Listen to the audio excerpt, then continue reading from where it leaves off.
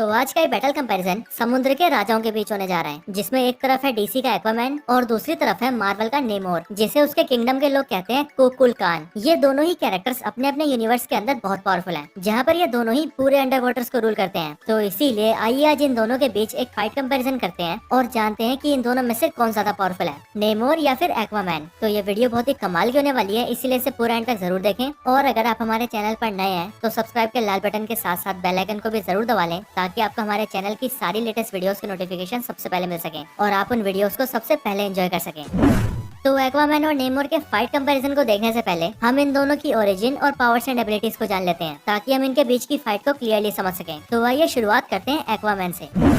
Origin and powers of Aquaman. तो Aquaman यानी कि आर्थर करी अटलांटियन प्रिंसेस एटलेना और एक ह्यूमन का बेटा है, जिस वजह से एक्वामैन हाफ ह्यूमन और हाफ एटलांटियन है। एक्वामैन डीसी के जस्टिस लीग का एक इम्पोर्टेंट मेंबर होने के साथ साथ एंटायर डीसी यूनिवर्स का one of the most powerful character भी है। बात करें एक्वामैन की पावर्स की, तो एक्वामैन की पावर्स है super human strength, super human durability, enhanced speed, super human agility and reflexes, super human stamina, sharp senses, amphibious adaptation, regenerative healing factor और हाइब्रिड फिजियोलॉजी। एक्वामैन की बॉडी हाफ ह्यूमन और half एटलांटियन है, इसीलिए वो सभी तरह की अंडर वाटर कंडीशंस में सर्वाइव कर सकता है। एक्वामैन की फिजिकल स्ट्रेंथ इतनी ज्यादा है कि वो आयरन और मेटल को तो सिर्फ अपने हाथों से तोड़ सकता है। और डीसी की एक्वामैन मूवी के अंदर एक्वामैन एक बड़ी सी सबमरीन को अपने हाथों से लिफ्ट करके उसे पानी से बाहर निकाल देता है, और उस सबमरीन का वेट लगभग 5 लाख टन जितना होता है। और इसके भी ऊपर डीसी कॉमिक्स में एक्वामैन के अंदर इतना स्ट्रेंथ है कि एक बार वो 44 क्वांटिलियन मीट्रिक टन जितने भारी टेक्टोनिक प्लेट्स को भी सिर्फ अपने हाथों से मूव कर चुका है। एक्वामैन की ड्यूरेबिलिटी भी इतनी ज्यादा है कि उस पर किसी ब्लेड, हाई कैलिबर बुलेट्स और इवन पावरफुल एक्सप्लोजंस का भी कोई खास असर नहीं होता।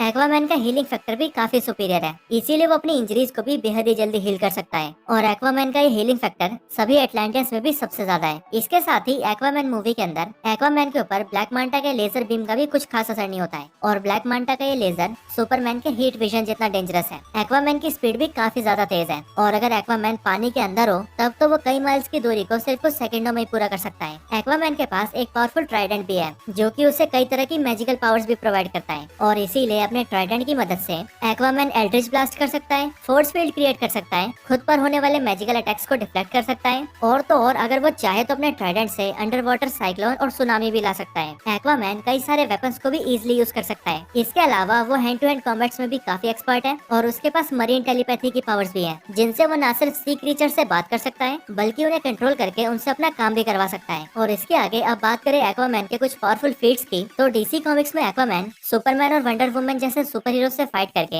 उन्हें बराबरी की टक्कर दे चुका है, और कई बार तो पूरी जस्टिस लीग टीम को भी कई बड़े खतरों से बचा चुका है। इसके अलावा एक्वामैन एक बार अपने ट्राइडेंट से डार्कसाइड की एक आग को भी डैमेज कर चुका है, और एक बार तो एक्वामैन काफी टाइम के लिए जलते हुए लावा के अंदर भी रह चुका है, वो भी बिना किसी दिक्कत के। और अब आखिर में बात करें एक्वामैन की वीकनेस की, तो एक्वामैन की सिर्फ एक ही वीकनेस है, और वो है पानी का ना मिलना। क्योंकि अगर एक्वामैन को काफी टाइम के लिए पानी ना मिले तो उसकी बॉडी डिहाइड्रेट होकर कमजोर होने लगती है, और वो धीरे धीरे वीक पड़ने लगता है।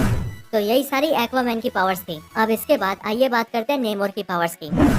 Origin and powers of नेमोर। तो नेमोर दुनिया के शुरुआती सुपर हीरोज में से एक है, जो कि सबसे पहले अपीयर हुआ था साल 1939 के अंदर। मार्वल कॉमिक्स में नेमोर भी एटलांटिस का राजा है। और बात करें इसके पेरेंट्स की, तो नेमोर के फादर एक ह्यूमन है और मदर एक अटलांटियन प्रिंसेस है, इसीलिए कॉमिक्स में नेमोर एक हाफ ह्यूमन और हाफ अटलांटियन हाइब्रिड है। लेकिन एमसीयू के अकॉर्डिंग नेमोर एक टालोकान है, जो कि अंडर वाटर्स में रहते हैं। पर नेमोर सभी टालोकान्स में सबसे अलग है, क्योंकि ये पानी के अंदर और पानी के बाहर दोनों जगह सर्वाइव कर सकता है। नेमोर की पावर्स की बात करें तो वो है super human strength, super human durability, super speed, super stamina, enhanced agility and reflexes, sharp senses, aquatic physiology, flight और रीजनरेटिव हीलिंग फैक्टर। नेमोर की बॉडी भी इस तरह से डिजाइंड है कि वो अंडर वाटर्स के अंदर सभी तरह के कंडीशंस में सर्वाइव कर सकता है। नेमोर का फिजिकल स्ट्रेंथ भी इतना ज्यादा है कि ये कई टन्स के वेट को सिर्फ अपने हाथों से उठा सकता है। मार्वल कॉमिक्स के अंदर नेमोर को हल्क और थॉर जितना स्ट्रॉन्ग बताया गया है, और एमसीयू के अंदर भी अम्माकू ने नेमोर की स्ट्रेंथ को हल्क से कंपेयर किया है। नेमोर की बॉडी इतनी ज्यादा ड्यूरेबल है कि उस पर किसी impact force, high calibre bullets और इवन एनर्जी ब्लास्ट का भी कोई खास असर नहीं होता है। नेमोर के पैरों में विंग्स भी हैं, जिनसे ये न सिर्फ फ्लाई कर सकता है, बल्कि पानी के अंदर स्विम करते वक्त अपनी स्पीड को कई गुना तक बढ़ा भी सकता है।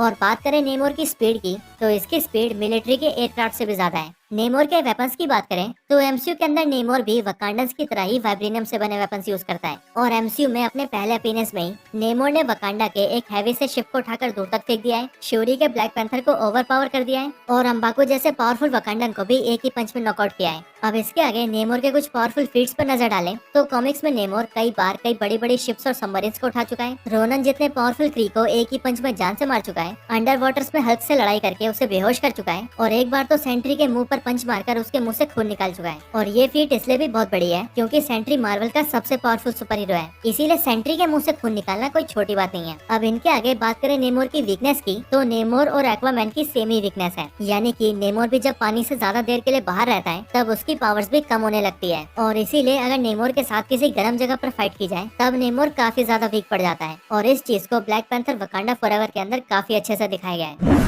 तो यही सारी नेमोर की पावर्स थी। अब एक्वामैन और नेमोर दोनों की पावर्स को जानने के बाद आइए अब इनके बैटल की बात करते हैं और जानते हैं कि इन दोनों में से ज्यादा पावरफुल कैरेक्टर कौन है।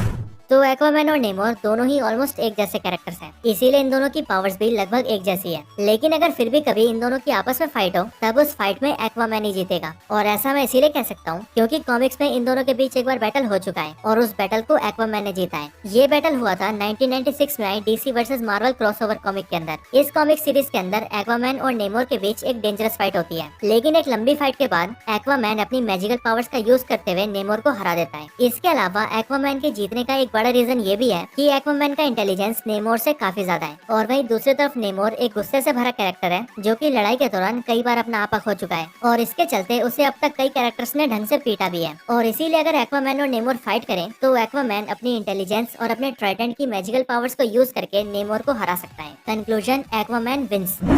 तो यही थी एक वीडियो एक्वामैन और नेमोर के फाइट कंपैरिजन के ऊपर। वैसे आपको ये वीडियो कैसी लगी? मुझे आज के इस वीडियो में इतना ही। इस वीडियो को यहीं पर एंड करते हैं। ये वीडियो अच्छी लगी हो तो इसे लाइक जरूर करें। चैनल को सब्सक्राइब नहीं किया तो अभी कभी सब्सक्राइब करें। मैं आपसे मिलता हूँ ऐसे किसी और बेहतरीन वीडियो में, तब तक के लिए गुड बाय।